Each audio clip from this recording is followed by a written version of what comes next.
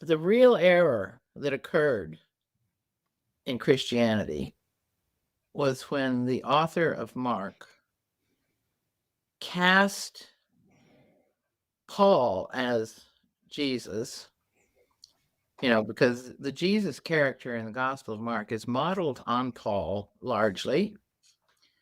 And all of the events and the sayings and so forth in the Gospel of Mark, which is the first gospel, the one that was ripped off by the other two, are examples or allegories of Pauline teaching. And the thing is it was written right after the war, basically to get the Jewish Christians off the hook, because they were, they had been following a Messiah who was a revolutionary, and they were in danger of their lives. And this was designed to make it look like, Christians are peaceful people. Jesus was a peaceful guy, but all of the Christians who were of that generation knew the score. They knew the difference between Judas the Galilean and Paul. They knew the difference between the Pauline Christianity and the Jerusalem Christianity. They knew this was an allegory.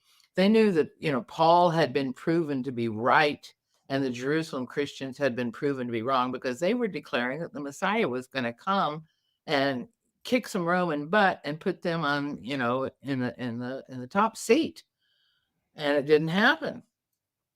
So there is an enormous, so they imposed Pauline theology on the stories, on the characters, and used the characters, and they brought them in, and they have wonderful mimetic effects or episodes in there where you can look at it and then you can read where it was taken from, say, Homer, or the Odyssey, or whatever.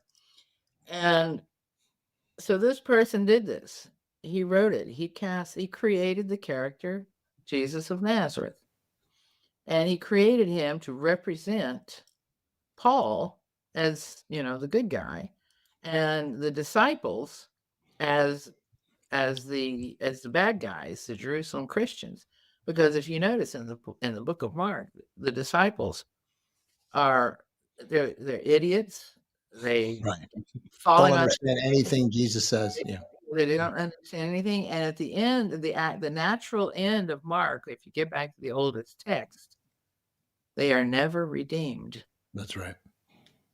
They disappear during the crucifixion, and they never come back again.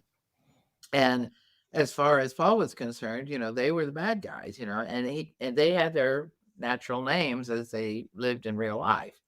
But the most jarring thing about the whole thing is that the betrayer is named Judas, which was the name of the original Messiah of the Jerusalem Christians. What a mind F. And it was incredible.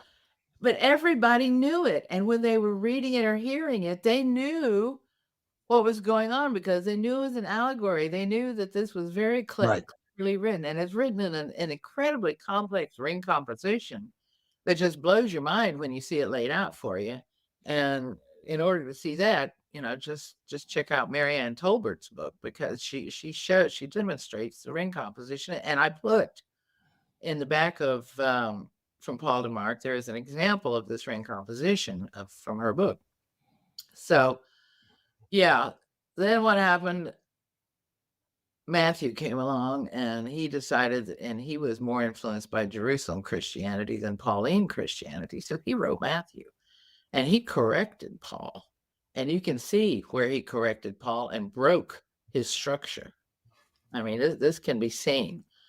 And he also added the birth narrative, which is, that's another borrowed story. Well, that's everywhere, though, by the way. That's like he stole that from so many ancient texts and different cultural, Exactly. So he came along, and then a little later on, Luke came along and tried to reconcile the Matthean and the Markan Christianities, to make and try to make it appear that everybody had been getting along from the beginning. So he wrote the book of Acts, which is really rips off a whole lot of Josephus. So that's the big error. They created Jesus of Nazareth, and everybody at the time who knew the joke, who knew the irony of it, had passed away. Right. And a bunch of people came along who began to think that this was the truth. The generation that understood what had been written and how it had been written and why it had been written was gone. And they began to believe that it was true. And they began to invent even more stories. And, the whole industry was off and running. So if you want to blame somebody for the whole thing, blame the author of Mark. I mean, I don't know who he was. Nobody is. There's some that think it was a woman even, but it was such a complex text, and the time in which it was written, I think they needed something done fairly quickly because they were in a parlous condition. I mean, the Romans were really, really hostile towards the Jews at that moment because of all of the things that happened in the war. So it may have taken a committee or a group of editors to put it together. Unless, and here's a possibility, people back then were way smarter than we give them credit for, and somebody could sit down and write out a plan to write a text like this and then put it together with that kind of compositional parameters. Well, what if they also were in that relation time traveling or had access to time travel technology and were putting together an elaborate Why would they story?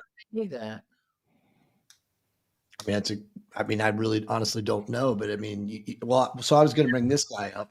I mean, it's Sure. more parsimonious. It's more parsimonious to say, to look at the facts that are really available. Right. Hey, this is what happened. I mean, there's all kinds of stories about, Saint Vincent, India, and Jesus here, and Jesus there, and all. I've read all that stuff. It's garbage.